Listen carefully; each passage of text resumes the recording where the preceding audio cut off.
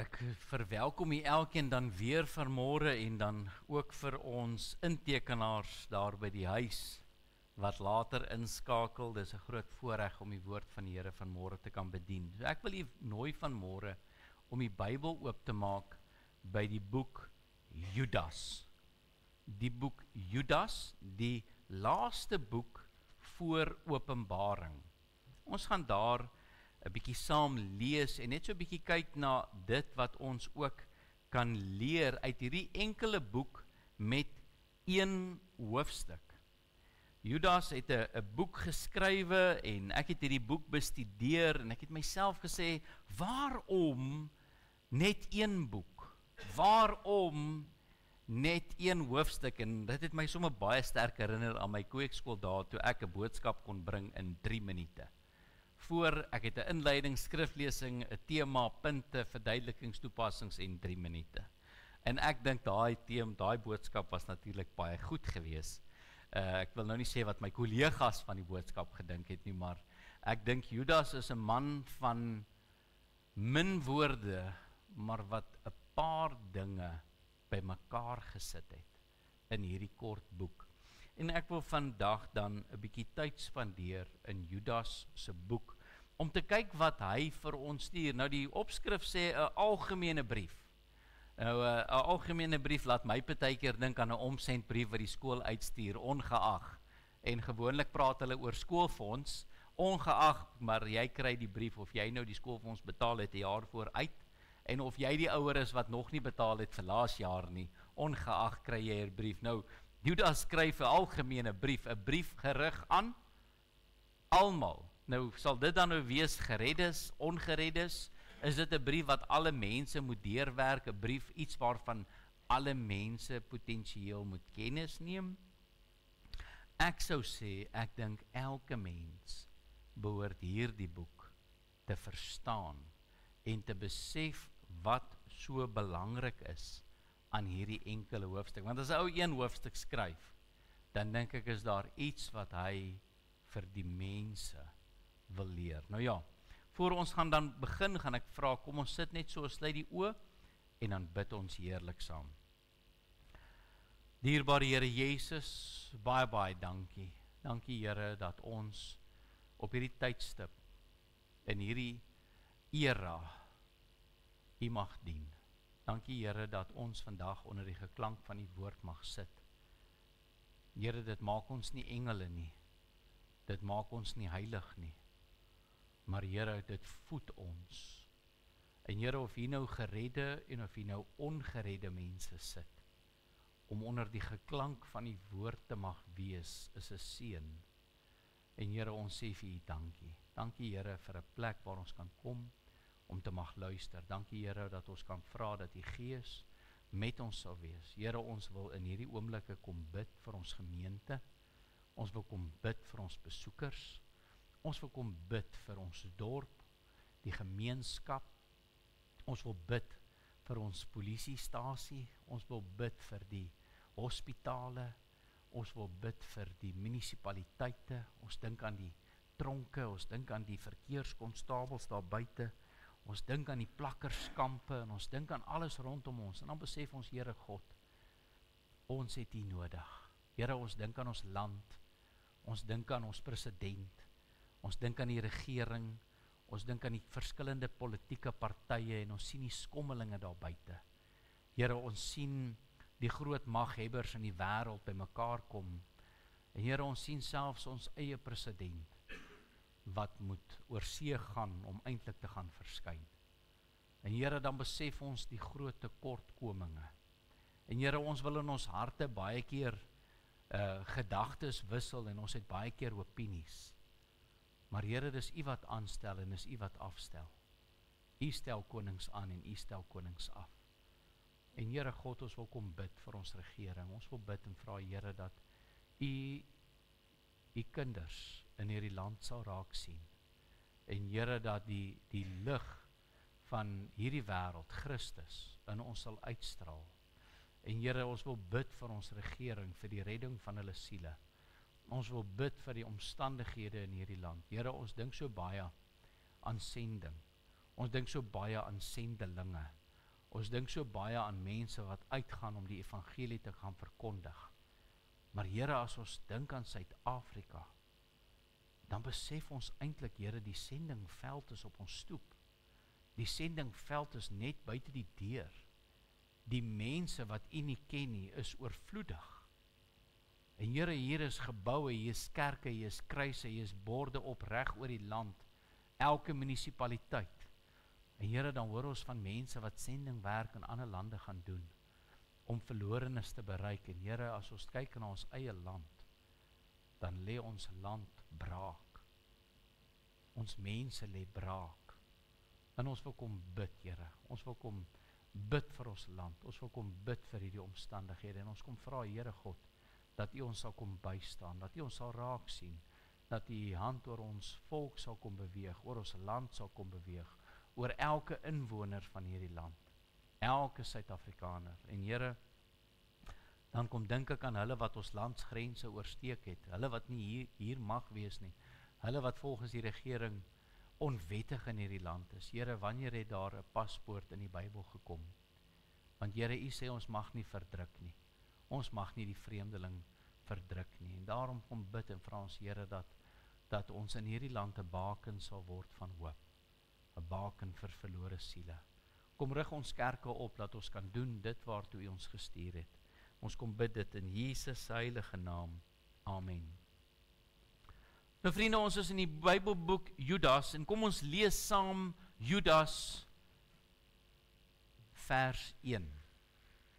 Judas, 'n diensknegt van Jesus Christus en broer van Jakobus, aan die wat geroep is in God die Vader, geheilig en vir Jesus Christus bewaar is, barmhartigheid en vrede en liefde vir julle vermenigvuldig word, uitroep. Nou as ons net na hierdie eerste 2 verse kyk, dan sien ons wie Judas is, wat hy is, waarom hy is, en vir wie hy skryf. Dan sien ons Judas skrywe 'n brief vir die kerk. Judas skryf 'n brief vir mense wat gered is. Met ander woorde, 'n algemene brief vir ons gereddes, mense wat sê ek bely, mense wat sê ek glo in die Here, mense wat in die kerk is. So hierdie is nie 'n brief wat ons algemeen in die beeld of in die rapport of in die Sondagkoerante hoef te sit nie. Hierdie brief hoef gelees te word en uitgelewe te word waar? Binne in die kerk. Hierdie is 'n kerkbrief. Hierdie is 'n brief geskrywe vir die kerk, gedoelgerig geskrywe, en in hierdie brief word die seën aan hulle voorgehou wat hierdie brief moet lees. Nou word geskryf en nou besef ons wie ons is, vers 3, geliefdes, terwyl ek alle ywer aanwend om aan julle oor ons gemeenskaplike saligheid te skrywe. Nou kom ons net so pose daar, soos ons maar met ons Bybelstudies op Woensdae doen. Wat sê Judas? Wat is sy hartsbegeerte? Wat is dit wat hy wil doen? Terwyl ek in alle ywer aanwend om aan julle oor ons gemeenskaplike saligheid te skryf. Waaroor wil hy eintlik skryf? Ons gemeenskaplike saligheid. Wat beteken dit? Wat beteken as jy na 'n munisipaliteit toe gaan en die munisipaliteit sê daar is 'n gemeenskapspark? Wie het deel aan die park? Die gemeenskap. As jy by die munisipaliteit kom en hulle sê hier is die gemeenskaplike swembad. Ons het dit in die ou tyd die dorpsswembad genoem. Nou skryf Judas 'n brief en hy skryf, ek wil aan julle skryf oor die gemeenskaplike, dit wat ons in gemeen het en dit wat vir ons daargestel is. Wat is gemeenskaplik daargestel volgens Judas? Gemeenskaplike saligheid. Dit waarin ons as broeders onder mekaar almal 'n gelyke aandeel het. Jy het 'n aandeel in die saligheid van Christus wanneer jy gered is. Jy het 'n paspoort ontvang na die ewige lewe. Judas skryf 'n brief en hy sê hy wil in alle ywer aan hulle skrywe oor hulle gemeenskaplike saligheid. Nou sê hy, maar het ek die noodsaaklikheid. Nou ja, net so 'n bietjie die Afrikaanse terme vandag, net so 'n bietjie verfris onder mekaar, as ek sê, daar's die nooduitgang.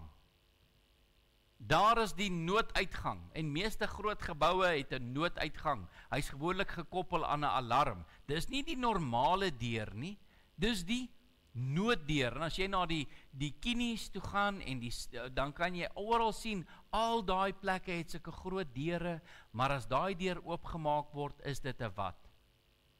'n nood. Nou kom ons vat dan die Afrikaanse taal en ons kyk wat sê hy. Hy sê, ek wil julle skryf oor die gemeenskaplike saligheid, maar ek het die noodsaaklikheid gevoel. Daar ontstaan 'n nood. Daar is 'n probleem in die wêreld, of is daar 'n probleem in die kerk? Midde die kerk. Hier is 'n kerklike probleem wat binne in die kerk, binne in die gemeenskap van die saliges bespreek moet word. Daar is 'n probleem wat Judas voel nou aangespreek moet word. En kom ons kyk wat sê hy. Ek het die noodsaaklike gevoel om julle deur my skrywe te vermaan. Nou ja, vriende, ek weet, en ek dink my kinders weet wat vermaaning is, want elke oggend as papa skool toe ry, dan bid ons in die kar. En as ons klaar gebid het, dan begin papa preek. En dan vermaan hy sy kinders. Nou vriende, ek weet nou nie wie van u het broers of susters nie, of maas of paas wat nog leef nie. Maar wanneer laas het iemand jou vermaan? Wanneer laas het iemand na jou toe gekom en gesê, weet jy wat, die manier waarop jy met jou kinders werk is so of so. Die manier waarop jy dit doen. Wanneer laas het jou baas by die werk na jou toe gekom en jou vermaan? Wat is die verskil tussen vermaaning en raaskry? Want ek raas nie elke dag met my kinders op pad kar toe nie, maar daar is definitief 'n toon van vermaaning. Vermaaning is iets wat jy doen aan iemand omdat jy omgee. Judas gee om, en daarom skryf hy uit 'n noodsaaklike oogpunt 'n vermaaning, 'n wees attent op, 'n wees versigtig. As iemand jou vermaan, dan doen hy dit vir jou beswil, vir jous. Nou hy skryf, om julle deur my skrywe te vermaan, om kragtig te stry. Nou ja, as ons nou op die oorlogsveld was, dan kry jy hierdie bevelvoerder en hy staan daarvoor en hy motiveer. Hy motiveer en hy sê, manne, ons gaan vandag beklei vir hierdie en hierdie rede, vir volk en vaderland en alles wat hy in sy vermoë kan kry, om daardie mense te kry om wat te hê, passie. Om kragtig, hierdie vyand wat hulle nou bestorm, en baie keer sê hierdie ouens dinge van die vyand, wat nie eers waar is nie, net om die manskappe nog kwaader, nog meer gereed. Nou sê Judas, luister, ek vermaan julle, want daar is 'n nood. En die nood is gerig aan die wêreld of aan die kerk? Die kerk. Hier is 'n nood en ons het nodig om kragtig te stry. Nou ja, vriende, hoe sien ons nie uit na daardie eerste span rugby nie? As daai eerste span rugby spelers daar by die rugby kom en die ander skool se eerste span rugby kom daar by mekaar, dan is daar oorlog. Man, jy sommer kwaad vir iemand wat daai skool se klere aan het. En jy sommer, man, jy kyk hom net af, jy gaan vandag les op sê. En hier teen halftyd dan kyk almal vir mekaar, want man, nou is daar aksie. Daar's 'n kragtige stryd aan die gang. Daar's mammas wat skree dat die are op hulle nekke uitkom. Daar's pappas daar's selfs mense wat mekaar te lyf wil gaan. Kragtig. Formidable manne, netjies geklee, maar hulle verloor dit. Daar's 'n kragtige stryd en vriende, daar's 'n rugbybal met 30 seentjies op die veld en daar's 'n oorlog. Oorlog. Judas skryf 'n brief. Hy sê, hey, luister. Ons kerk, ons moet gelaai word. Ons moet paraat staan. Ons moet gereed wees want hier is 'n stryd. Daar is 'n kragtige stryd. Ons moet met krag opdaag. Ons moet passievol iets beklei. Wanneer laas het die kerk dit gedoen? Wanneer laas het ons 'n kreet geskreeu voordat ons daardie strydveld binne gaan? Nou, Judas skryf sy kort brief en hy sê 'n paar groot woorde. En hy wil die groot woorde waar gebruik? Binne in die kerk. Dit voel amper asof die rugby stadion is. Ek bestel amper 'n Coke. Maar hier's iets aan die gang. Ons moet kragtig stry vir die geloof. Okay, nou weet ons. Ons weet ons speel nie rugby meer nie. Ons weet ons is nou in die geloof. Ons moet beklei. Jy kan nie vir iemand sê jy moet stry, maar jy mag nie beklei nie. Hy sê ons moet kragtig stry vir die geloof wat eenmal aan die heiliges oorgelewer is. Nou ek vra u, is u gered? Jy vandag hier sit en sê, Dominee, ek's gered. Wat is die definisie van gered? Definisie van gered is iemand wat sondevergifnis onverdienst ontvang het. Dis gered. Iemand wat die genade van Christus deelagtig geword het, net omdat hy sy hand opgesteek het en gesê het, Here, dink aan my. Ek is 'n helverdiende sondaar. Ek verdien nie hel. Ek weet ek gaan hel toe. Hoekom gaan ek hel toe? Want ek is in sonde gebore en ontvang. En omdat ek in sonde gebore is, het ek geen beheer nie. Ek doen sonde. Ek doen die dinge van die duiwel. Ek volg die duiwel na. Ek lieg en ek bedrieg en partykeer is dit my eintlik baie lekker. Maar omdat daai hulpelose sondaar aan die kruis langs Christus gesê het, Here, dink aan my, is dit 'n voorbeeld van hoe, verskoon die Engelse term, useless mense. Maar dis wat ons is. Sondebelaaide mense by die kruis kan kom en sê, Here Jesus, vergewe my. Dit wat ek het, dit verdien ek. Maar dit wat u verdien, dit wat met u gebeur, verdien u nie. Maar hy het dit op hom geneem vir ons. Christus is gemartel. Christus is gepynig. Christus is geslaan. Christus is verniel. Christus is geslag vir ons. Judas sê, ons moet kragtig stry vir die geloof. Wat beteken die geloof? Die geloof in wie? In hom. Die geloof in Jesus. Jy moet nie kragtig stry vir die evangelies gereformeerde kerk, nie. Dis die eerste ding wat ek neerlê as ek in die hemel inkom, is die kerk se naam. Want dit beteken niks nie. Die kerk se naam staan nie eers in die Bybel nie. Dis hoe min dit beteken. Maar die geloof, Christus, hom as gekruisigde. Nou kom ons gaan kyk, wat sê Judas, wat is die probleem? Hoekom is daar 'n stryd? Hoekom moet daar gestry word? Wat gaan in die kerk aan, dat daar 'n algemene sendbrief, 'n omsendbrief in die kerk ingestuur word, want daar is 'n probleem. Vers 4. Want sekere mense het ingesluip. Nou ek wens ek kon vir u 'n video wys van hoe 'n rooi kat of 'n jakkals 'n boer se plaas betree en onder die heining deursluip, in die hoenderhok in. En as hy in daai hoenderhok is, dan is daar chaos. Maar daar is nie chaos terwyl hy buitekant is nie. Die chaos kom wanneer hy binne is. Judas skryf 'n brief vir die kerk en hy sê, daar's 'n probleem in die kerk. Daar's 'n nood. Daar's 'n stryd wat gestry moet word, en die stryd is nie buite nie, die stryd's binne. En nou gaan al die mense sê, dominee, nou weet ek hoekom ons in hierdie kerk so beklei. Dominee, nou weet ek hoekom ek so vassit. Nee, ons moet baie versigtig wees teen wie ons stry. Eendag het 'n dominee vir die een visievoorsitter van die gemeente gesê, waarom beklei jy so? Hy sê, nee, maar dit word van ons verwag. En die dominee sê vir hom, ja, maar jy beklei teen die verkeerde ou.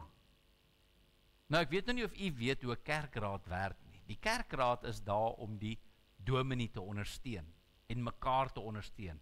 Maar ek weet nie of u al gesien het in 'n bokswets, in 'n bokskruit, is daar gewoonlik 2 boksers. En dan is daar natuurlik ou met 'n wit en 'n swart hemp aan, ons noem hom sommer die ref. En dan elke keer as dit die ronde verby is, dan hoor jy 'n klokkie, ding. En dan sien jy manne uit 'n hoekie uitspring, een met 'n stoel, een met 'n spons, een met 'n Vicks, een met superglue, wat ook al hulle nodig het om daai ou in die gesiggie te smeer. Daar's 'n span manne. Nou dis die kerk. Daar's 'n dominee, daar's 'n kerkraad, daar's 'n klomp ouens en daar's 'n geveg in die gang. Maar partykeer, ek weet nie of jy dit al gesien het nie, dan sit daai ou op die stoel en terwyl hy asemhaal, dan klap die ou hom. Nou party ouderlinge dink dis hulle werk. Nou eintlik is jy veronderstel om die sponsie te gebruik. Maar party ouens mis dit partykeer. Hulle raak so opgewonde, hulle beklei teen die verkeerde ou. Hulle maak die stryd op die verkeerde plek. En partykeer in die kerk, dan kan jy ook teen die verkeerde ou beklei. Maar nou kom Judas en hy sê, hy luister, ons moet versigtig wees oor die geloof. Ons moet stry vir die geloof, want daar het iemand ingeslyp en hy's in die span. Hy's binne in die span. Hy's in die Teebeerdspan. Hy's in die CVV span. Hy's in die kerkraadspan. Daar's mense wat die kerk binne slyp met verskeie agendas, vriende. Daar's mense op kweekskool wat die kweekskool binne slyp. Nou as dit daar gebeur, moenie vir my sê dit gebeur nie in die kerkraad nie. Moenie vir my sê dit gebeur nie by lidmaatvoorstelling. Wie skryf 'n brief? Judas skryf 'n brief. Hy maak 'n brief en hy wil hê daar moet kragtig gestry word. Nou ek wil vir u vra, wanneer laas het u gestry? Wanneer laas het u kragtig gestry? Of loop u nou maar net soos daai kinders op die uitstappie na die waterwerke toe? Dis gewoonlik daai klein vlak poelietjies, daai wat net so knieg diepte is. En dan's al die kleintjies daarin en wat doen hulle? Die man gee hulle net 10 minute in daai water alleen. Dan maak hulle 'n sirkel, dan gaan hulle so in die ronde tot hy so begin kolk en dan val hulle, dan word hulle meegesleer en dis waar die moeilikheid begin. Dan is dit kopstamp, kniegstamp, want daai water sleep hulle mee. Hulle val neer en dan word hulle meegesleep deur die water en dan is dit 'n tranendal. En almal het seer gekry. Nou, sê die Bybel, moet ons meegesleep word in die gevolg van die gemeente of moet ons kragtig stry? Want daar's baie mense wat net saamgaan, wat net meegesleep word, wat net meegaan want dis 'n lekker gemeente, dis 'n lekker gevoel. Judas skryf 'n brief, hy sê waar sekere mense wat ingeslyp het, wat lank tevore al opgeskryf is vir hierdie oordeel. Nou ja, dit kan 'n mens partykeer 'n bietjie de mekaar maak as die Bybel so praat. As die Bybel sê daar's lank voor die tyd mense opgeskryf.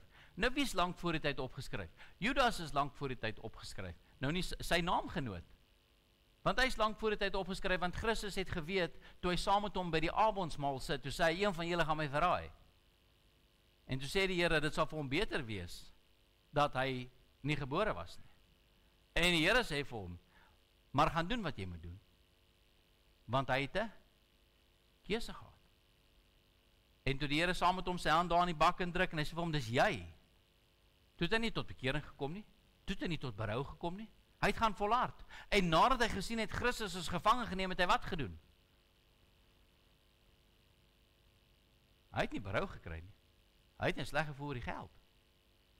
Want nou het hy 'n onskuldige verkoop, vir die loon van 'n slaaf. En hy het teruggegaan en vir die mense in die sinagoge gesê, daar is julle geld.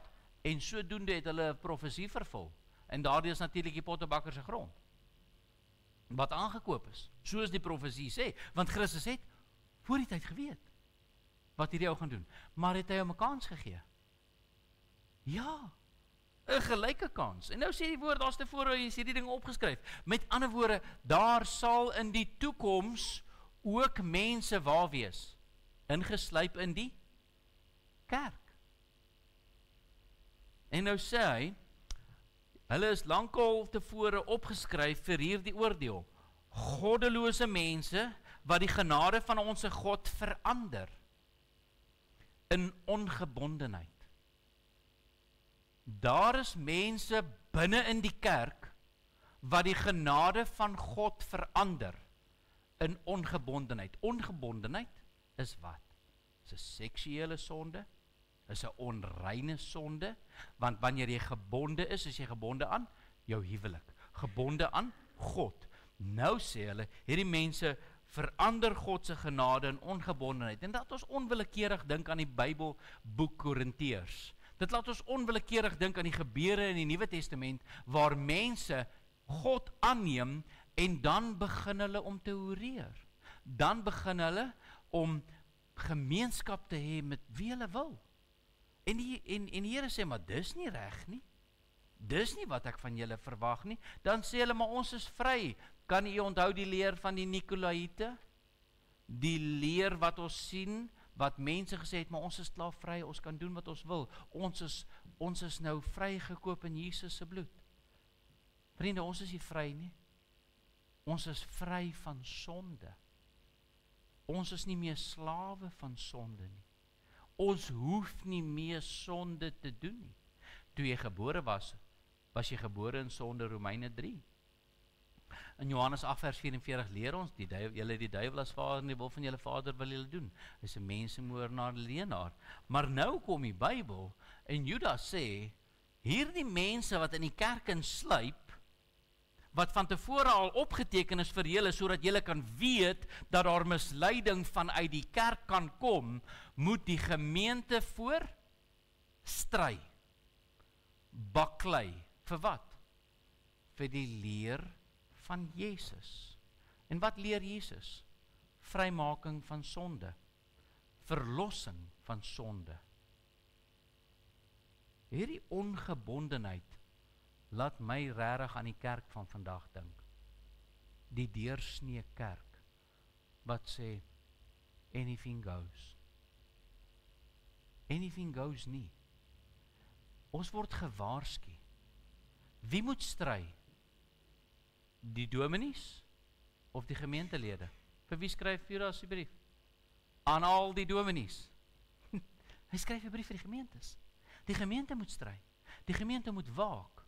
Die gemeente moet toesien dat die leer van God nie verander word, sodat dit in ongebondenheid oorgaan nie.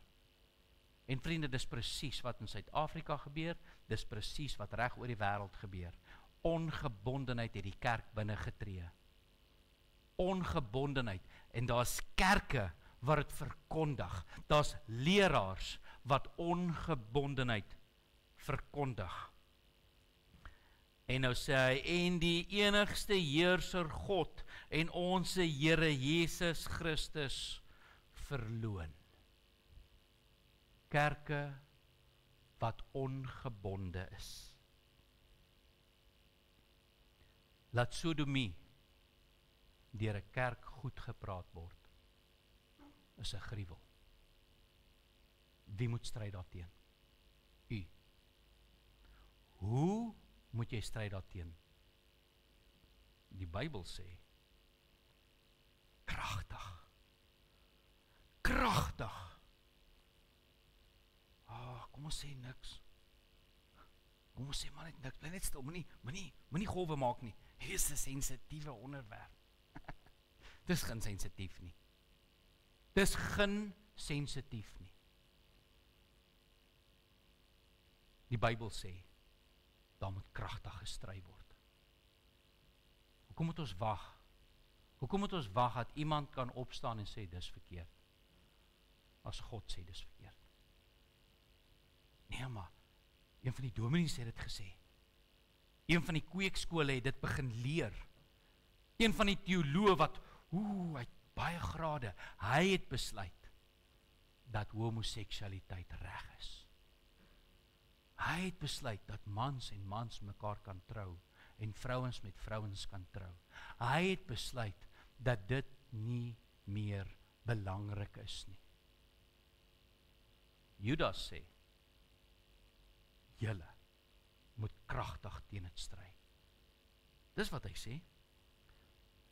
Want ongebondenheid, ons kan maak wat ons wil, ons is vry. Ons is vry van sonde, daarom doen ons dit nie. Daarom leef ons nie binne in sonde nie. Daarom is ons nie varke nie. Ons gaan nie terug na daardie modderplas waaruit ons kom nie. Ons word vrygemaak. Judas gaan verder in vers 5 sê, maar ek wil julle daaraan herinner, al weet julle dit eenmaal, dat die Here nadat hy die volk uit Egipte land gered het, daarna die wat gelowig was, omgebring het. Ek het myself verwonder toe ek hierdie gedeelte lees, en ek dink myself, Judas, waar is jy? Jy's terug in Egipte, Christus is al gekruisig. Wat probeer Judas, en ek sê wat probeer hy sê dit. Hy probeer dit nie, hy sê dit. Hy sê nadat die volk uit Egipte land gelei het, nadat hulle gesien het, daar is die wolkkolom, daar is die vuurkolom, daar is die 10 pla, daar is die dood van die eersgeborenes, daar is die Rooi See, daar is die dood van Farao en sy hele weermag, daar is manna en water manna uit die hemel uit, water uit die rots uit. Na hulle daardie goddelikheid van God ervaar het, waar is hulle lyke? Binne in die woestyn. Hoekom? Hulle wou nie luister nie. Is nie te sê, omdat jy God ken, hy ken jou nie. Ons word geleer van God. Judas sê, hierdie mense het gesterf in die woestyn. Ons dink ons God is hierdie goeie God en hy word nooit kwaad nie en hy straf nooit die sonde nie. Hy het daai volk nie een die beloofde land laat sien nie. En dit sluit Moses in. Moses kon nie ingaan nie. Hy kon hom van 'n verre afstand af aanskou, want hy het nie geluister nie. Waar sit Suid-Afrika vandag? Waar sit mense vandag? Waar sit die kerke vandag? Kyk die toestand dat kerke op kerke toemaak. 15 van ons eie gemeentes is vakant, daar is nie 'n dominee nie. Hoeveel ander gemeentes sit leeg?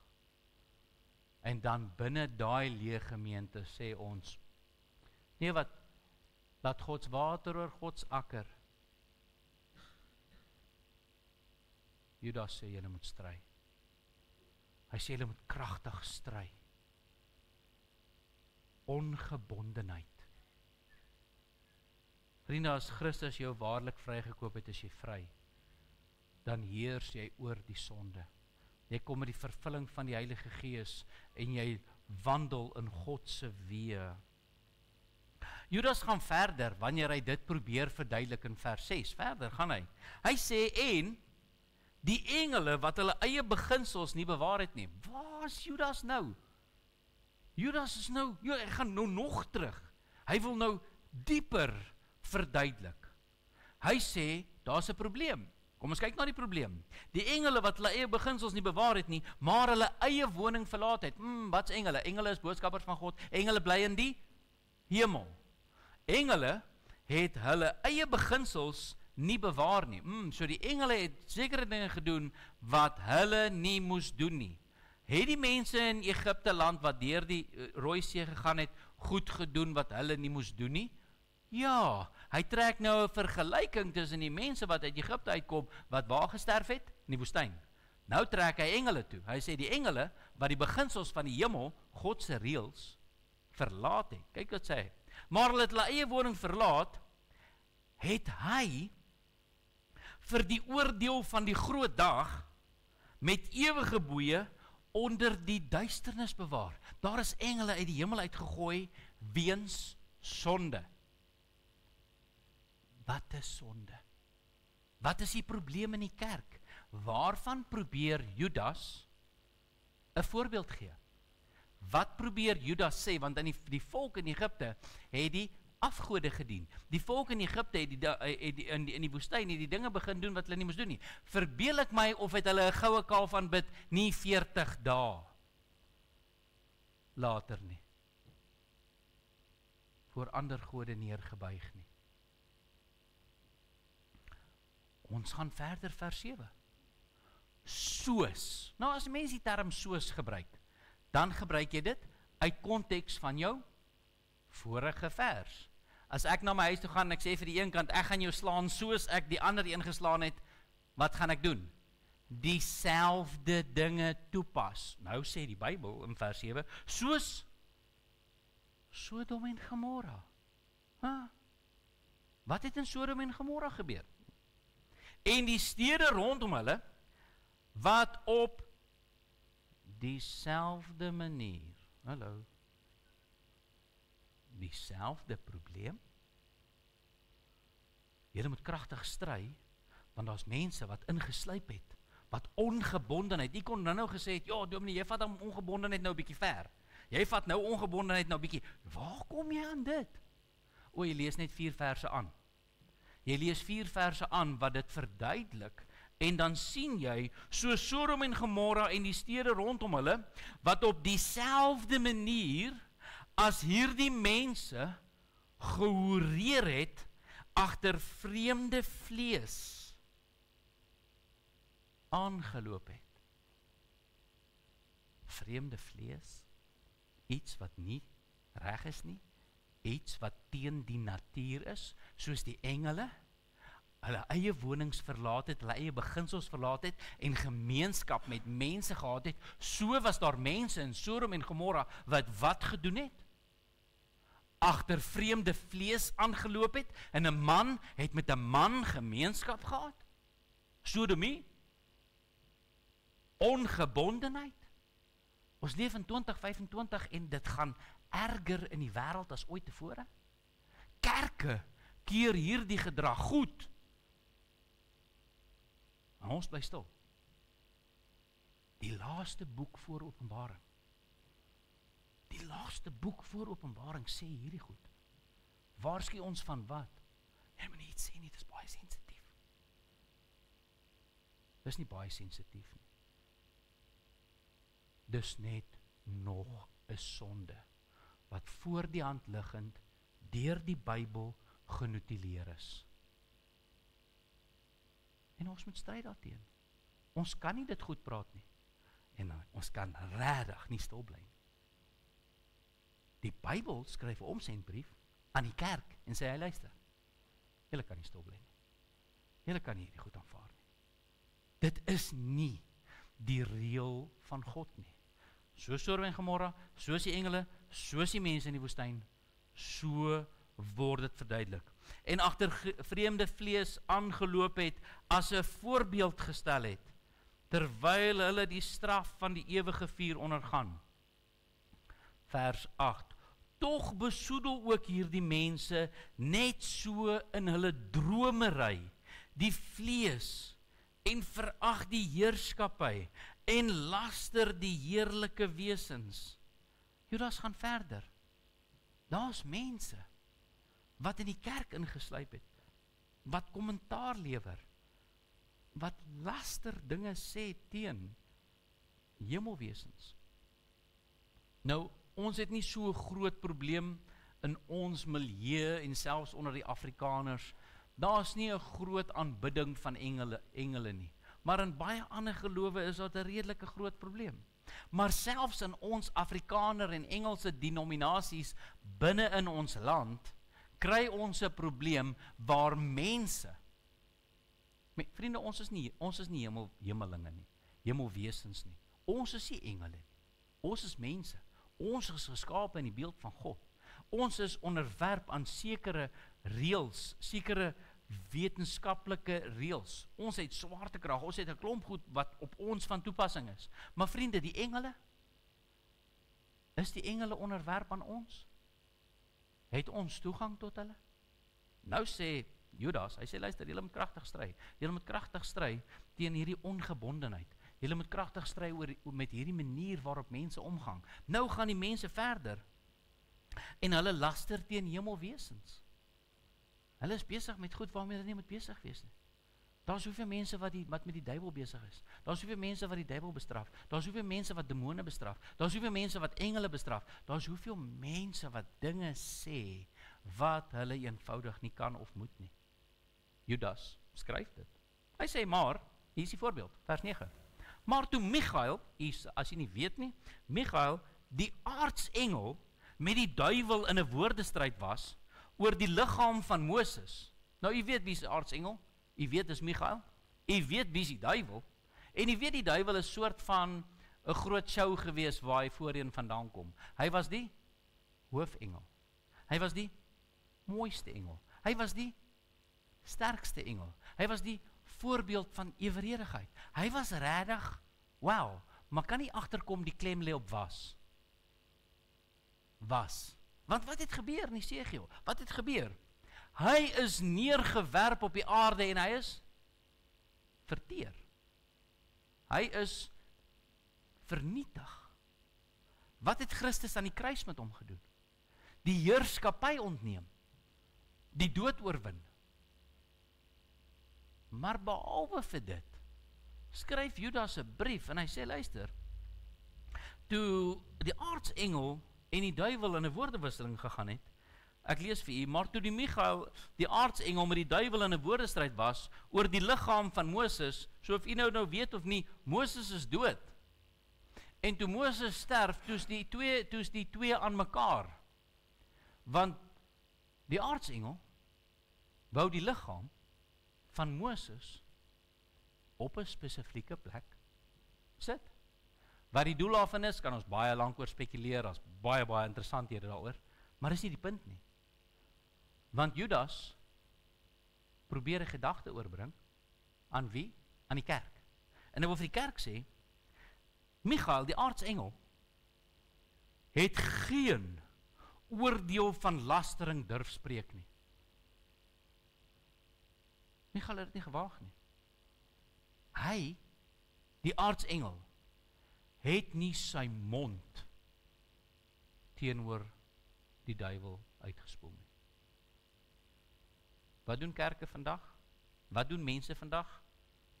Hulle doen snaakse goed.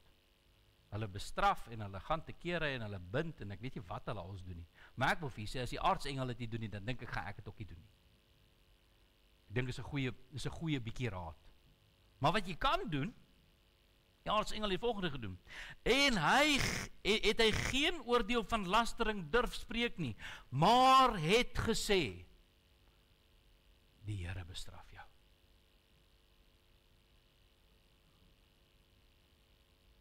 Wat het ek vir u gesê met ons vanmôre doen? Ons moet kragtig stry. Nou as jy wil kragtig stry, die Here bestraf jou. Nou sê. Dis die begin en einde. Maar wat moet ons doen met die mense wat binne gesluip het? Wat ongebondenheid goedkeur. Wat ongebondenheid die norm en aanvaarding van die dag wil maak. Wat sê die Bybel moet ons hulle doen? Ons stry teen hulle. Kragtig stry teen hulle. Stop julle nonsens. Julle praat dinge wat onwaar is. Julle sê, julle maak uitlatings van die woord van God, wat God nooit gesê het nie. Hierdie mense, vers 10. Hierdie mense belaster alles wat hulle nie ken nie. En alles wat hulle soos redelose diere op natuurlike wyse verstaan, daardeur gaan hulle ten gronde. Sodomie, redelose diere. Jy sien partykeer diere snaakse goed doen. Redeloos. Hulle gaan daardeur ten gronde. Die brief is nie vir die Sondagkoerant nie, is nie vir die rapport nie, nie vir die wêreld daar buite nie, is vir die kerk geskryf. En die kerk moet opstaan. Mense moet kragtig stry. Sê ek? Nee, ek sê nie dit nie. Sê die evangelische meer kerk dit? Nee, ons sê dit nie. Die Bybel, die woord van die lewende God, skryf in die laaste boek voor die wederkoms, dat dit die situasie sal wees. En dit is die standaard van die kerk, om kragtig te stry teen hierdie dinge. Wie hulle? Wie's hulle? Hulle wat ingesluip het. Wie hulle? Nie wie ons nie. Ons nou bang vir vervolging. Ons nou bang vir vervolging, omdat ons sê, die Here sê, so sê die Here God. So sê God van Israel, die God van Abraham, Isak en Jakob. Is ons nou bang om God se woord aan 'n verlore wêreld te verkondig en hulle hel toe te stuur sonder 'n geleentheid? Wee hulle wat hierdie weg van Kain bewandel. Wat het Kain gedoen? Kain het God gedien op sy eie manier. Hy het God gedien op sy manier. Ek sal offer soos ek wil. Ek sien u so en ek dink dit gaan nie pas as ek u so dien. Wat het God gesê? Nee, dankie. Ek neem nie jou offer aan nie. Wat maak Kain toe? Hy maak vir Abel dood. Die Bybel sê, hierdie mense bewandel, hulle is op die weg van Kain. Hulle beweeg in die weg van Kain. Ek sê dit nie, die Bybel sê dit. Wie hulle wat hierdie weg van Kain bewandel, omloon hulle self en die verleiding van Biljam gestort en die verset van Korag omgekom. Wat het Biljam gesê?